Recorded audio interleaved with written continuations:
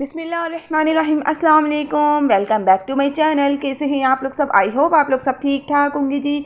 हम भी अल्लाह का शुक्र है बिल्कुल ठीक ठाक। और ये है जी सुबह का टाइम और मैं जा रही थी जी बच्चों के स्कूल, बच्चों का एडमिशन करवाने के लिए। क्योंकि जिस जगह बच्चे पहले स्कूल जा रहे थे वहाँ से हमने जो है ना बच्चों को हटा दिया है और दूसरी जगह स्कूल में एडमिशन करवा दिया है। तो बस मैं बच्चों की आजकल तैयारियों में ही लगी हुई हूँ स्कूल की, कि इनका यूनिफ़ॉर्म लेना है, उनके शूज़ वगैरह लेने हैं, उनकी बुक्स वगैरह लेनी है, अरेंज करनी है, कॉपीज़ अरेंज करनी है। तो बस मैं चाह रही हूँ कि मेरा काम जो है ना सस्ते से सस्ते में निमट जाए और इंशाल्लाह आप लोग के साथ वो सारी चीज़ें शेयर करूँगी मैं।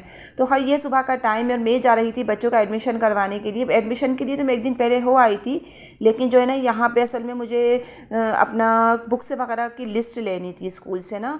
अच्छा, मैंने स्कूल से जो कोर्स जो है वो स्कूल से बाय नहीं किया। मैंने जो है कोर्स जो है ना मतलब यूज़ में थोड़ा बहुत मिल जाता है। उर्दू बाज़ार है कराची में, जो है उर्दू बाज़ार है, बहुत बड़ी मार्केट है उर्दू बाज़ार। तो वहाँ से जो है ना थोड़ा सा यूज़ में भी मिल जाता है और इस पर कुछ लिखा हुआ नहीं होता है, लेकिन ये कि थोड़े से कम पैसों में मिल जाता है, कम प्राइस में मिल जाता है।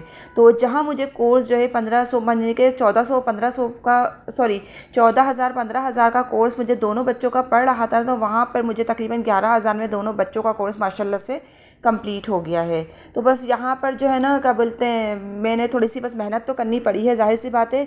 सस्ते के चक्कर में मेहनत तो थोड़ी सी ख्वारी तो उठानी पड़ती है। तो हर हस्बैंड जो है उर्दू बाज़ार चले गए थे सैटरडे वाले दिन और वहाँ से जो है ना बच्चों की जो है ना बुक्स वगैरह ले आए थे। कॉपीज़ तो स्कूल की ही चलती है, वो तो हमें हर हाल में स्कूल से ही परचेज़ करनी होती है।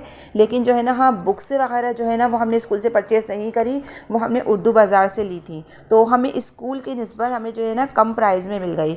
तो मतलब ये है कि आप लोग को पता है मेरे जो व्लॉग होते हैं वो बिल्कुल लो बजट होते हैं। मैं सारी चीज़ वो शेयर करती हूँ जिसमें सस्ते से सस्ते काम यानी कि हो जाए आसानी से इस महंगाई के दौर में। क्योंकि जिस तरह महंगाई दिन ब दिन बढ़ती जा रही है, हर इंसान का गुजारा होना बहुत ज़्यादा मुश्किल हो गया है।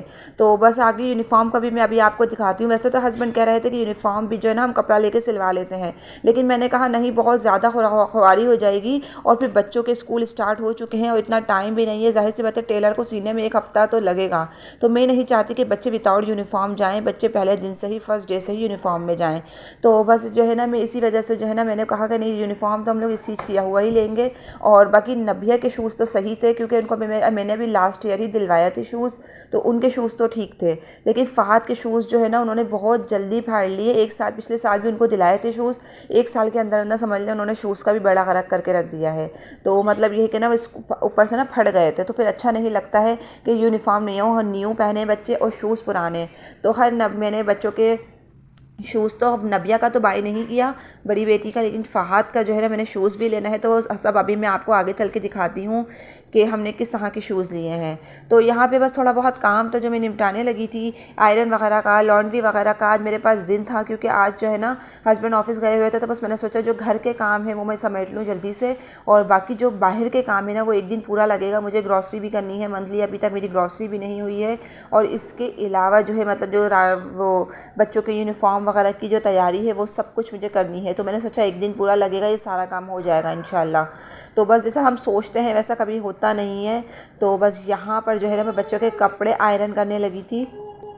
तो बस यहाँ पर जो है ना मनिया के कपड़े रह गए थे, बाकी जो है ना अभी यूनिफ़ॉर्म आया नहीं है बच्चों का, तो वो भी आएगा। तो अभी मैं रात तक वो भी इंशाल्लाह आयरन करके रख दूँगी। लेकिन अभी जो एक दिन पहनने के कपड़े थे ना बस वो आयरन करने थे। और मनिया के तो मुझे 1 से 2 सूट लाजमी तौर पे आयरन करके रखने पड़ते हैं, क्योंकि हम जहाँ भी जाते हैं ना वो हमारे पीछे लग जाती हैं मनिया। हालाँकि मैं इतना छुप छुपा के निकलती हूँ मनिया से, लेकिन फिर भी जो है ना वो मतलब पीछे लग ही जाती हैं। तो यहाँ पर उनके 1 से 2 सूट मुझे लाजमी तौर पर आयरन करके रखने पड़ते हैं। और बच्चों को एक स्कूल से दूसरे स्कूल से हटाना जो है ना बड़ा मुश्किल हो जाता है, क्योंकि सारी चीज़ों की तैयारी हमें स्टार्टिंग से लेनी पड़ती है।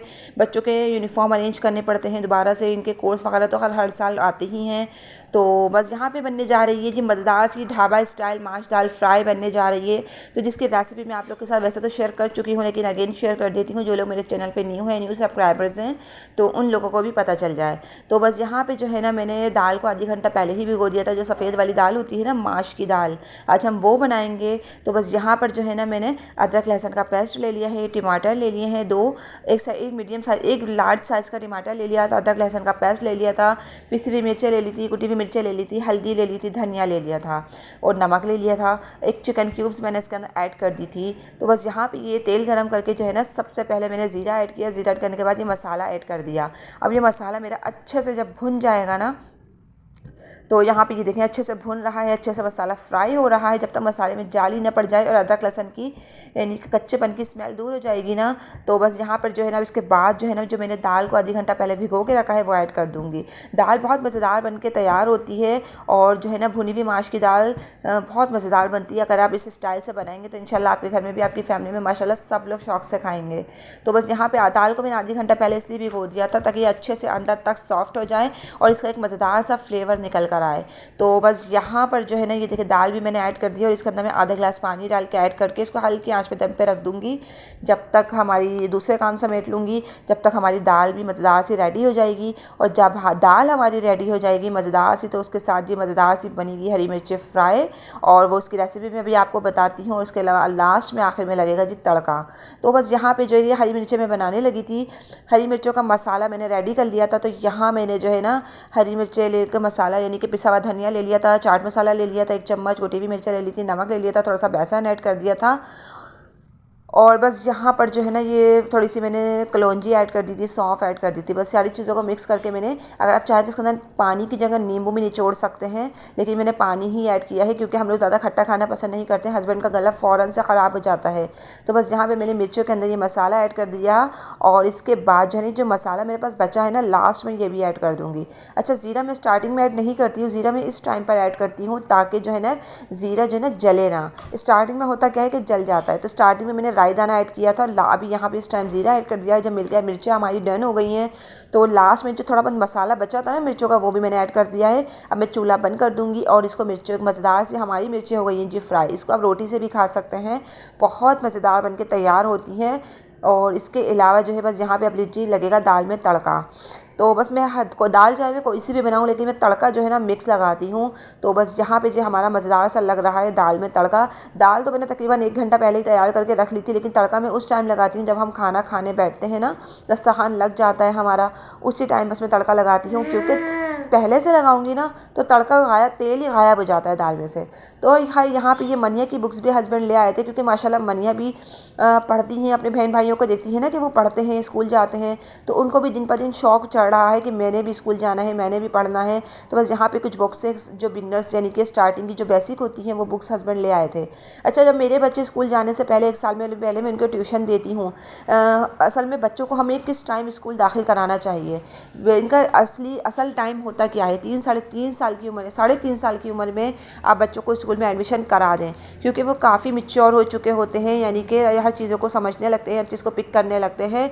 तो बस यहाँ पे 1 साल में इनको ट्यूशन दे दिलवाती हूँ पहले, ताकि बच्चे जो है ना स्टार्टिंग की चीज़ें सीख जाएँ और इनका टाइम वेस्ट ना हो स्कूल में। तो बस यहाँ पे कुछ बुक्स से हस्बैंड ले आए थे मनिया के लिए भी। मेरे दोनों बच्चों के टाइम भी मैंने यही किया था, पहले उनको मैंने इस तरह की बुक्सें मंगवा दी थी, उनको मैं खुद पढ़ाती थी क्योंकि जब मैं फ्री होती थी इतना कोई काम यानी कि होता नहीं था, टाइम भी होता था। लेकिन अब तो मेरा अपना खुद का यूट्यूब का इतना काम होता है तो मतलब अब टाइम देना थोड़ा सा मुश्किल हो जाता है।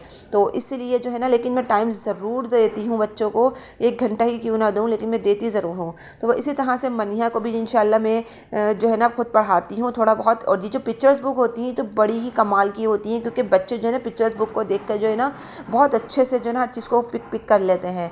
तो इसके अलावा मज़े मज़े की पिक्चर्स बनी होती हैं इन बुक्सों के अंदर, तो बच्चों के लिए समझना हर चीज़ को ईजी हो जाता हैगा। तो यहाँ पे क्योंकि मैं अपनी लाइफ में खुद यानी कि टीचर रह चुकी हूँ, एज अ टीचर एक टाइम आया था मैं भी टीचर थी, तो बस मुझे बहुत अच्छे से इन चीज़ों के बारे में पता है। प्राइमरी सेक्शन की टीचर्स थी मैं। तो बस यहाँ पे जो है ना इसी तरह से जो है ना पिक्चर्स बुक मैंने देखा है बच्चों का ना इंटरेस्ट ज़्यादा होता है पिक्चर्स वाली बुक के अंदर, और अच्छी लगती हैं, कलरफुल बुक्स होती हैं, कलरिंग वाली बुक्स होती हैं, तो इन चीज़ों में बच्चे ज़्यादा फॉलो करते हैं, इस चीज़ को ज़्यादा जल्दी सीख जाते हैं हर चीज़ को। तो बस यहाँ पे हम लोग आ गए थे जो यूनिफॉर्म की शॉप पर। आज सर छुट्टी का दिन था हस्बैंड की, तो बस मैंने सोचा उनका यूनिफॉर्म बाय कर लेते हैं। तो बस यहाँ पे हम यूनिफॉर्म नबिया का ले रहे थे। एक साइज़ हमने बड़ा ही लिया था, लेकिन नबिया को ऐसा पता नहीं क्यों लग रहा था कि मम्मा ऐसा बहुत बड़ा ले रही हैं आप मेरा यूनिफॉर्म। हालांकि ये कॉटन होता है, ये बहुत जल्दी जो है ना शीलिंग हो जाता है कपड़ा। मैंने कहा बेटा एक बार आप पहनोगी, दूसरी मरतबा ये वॉश होगा ना जब ये बिल्कुल शीलिंग हो जाएगा और ये बिल्कुल आपके नाप का आ जाएगा। लेकिन उनको पता नहीं क्यों मतलब अजीब सा लग रहा था। अच्छा, थोड़ा सा कपड़ा जो है ना ये थोड़ा सा कड़क भी होता है, तो इस वजह से थोड़ा सा इरिटेट हो रही थी। तो खैर कोई बात नहीं, हर चीज़ को वक्त के साथ इंसान को मैनेज करना पड़ता है। लोग डरते हैं कि हम एक एक स्कूल से दूसरे स्कूल हटाएंगे तो बच्चे डिस्टर्ब हो जाएंगे। ठीक है, मैं मानती हूँ बच्चे डिस्टर्ब हो जाते हैं, ज़ाहिर सी बात है, उनके वहाँ फ्रेंड्स बने होते हैं, वहाँ पे उनकी मतलब वो एडजस्ट हुए होते हैं। अब एक स्कूल से दूसरे स्कूल चेंज कराना जो ना थोड़ा सा मुश्किल हो जाता है, लेकिन कोई बात नहीं, 1 महीने की परेशानी होती है। बस वहाँ स्कूल में लगाया जाए बच्चों को, जहाँ की तालीम अच्छी हो और जहाँ के मतलब मैनर्स बच्चों को सिखाया जाए स्पेशली, क्योंकि बच्चे स्कूल तो जाते हैं, मैनर्स नहीं सीखते हैं। बस यही प्रॉब्लम्स होती हैं पेरेंट्स की। घर पे पेरेंट्स जो है ना चीख चीख के उनके बच्चे परेशान हो जाते हैं, लेकिन बच्चे तो बस तालीम तो हासिल कर लेते हैं, लेकिन मैनर्स उनको आते ही नहीं है। तो खैर यहाँ पे हम लोग शूज़ भी बाय करने लगे थे। तो बस मैं चाहती हूँ कि बच्चे मेरी अच्छी यानी कि स्कूल में पढ़ें, अच्छी तालीम हासिल करें। और ये क्या बोलते हैं, मैंने बस ज़्यादा, हमारे घर से थोड़ा सा दूर है स्कूल, लेकिन जो है कि ना बस मैंने लगा दिया है बच्चों को। बच्चे थोड़ा सा इरिटेट हो रहे थे कि हम एडजस्ट नहीं हो पाएंगे, लेकिन मैंने बोला कोई बात नहीं, वक्त के साथ इंसान को एडजस्ट करना पड़ता है। तो बस ये सारी चीज़ें थी जो बच्चों के स्कूल टाइम के स्कूल चेंज कराने के टाइम थोड़ी सी फेस करनी पड़ती है पेरेंट्स को भी और बच्चों को भी। तो जो सारी चीज़ें मैंने आप लोग के साथ शेयर करी हैं। तो बस यहाँ पे हस्बैंड को शूज़ समझ ही नहीं आ रहे थे, हालांकि मुझे तो शूज़ समझ में आ गए थे। मैंने बोला नॉर्मली से ले लो, क्योंकि हर 1 साल बाद इनका शूज़ फ़हाद का चेंज करना पड़ता है। तो बस यहाँ पे आखिर हत्था खार के हमने यही वाला शूज़ इनका लिया था। अभी देखते हैं सही आ गया तो ठीक है, वरना इसको चेंज करा के फिर दूसरा ले लेंगे। तो बस आज का व्लॉग यहीं तक था। आई होप पसंद आया होगा। पसंद आ जाए तो लाइक कर दीजिएगा, सब्सक्राइब कर दीजिएगा। Thank you for watching. अल्लाह हाफिज़, बाय बाय बाय।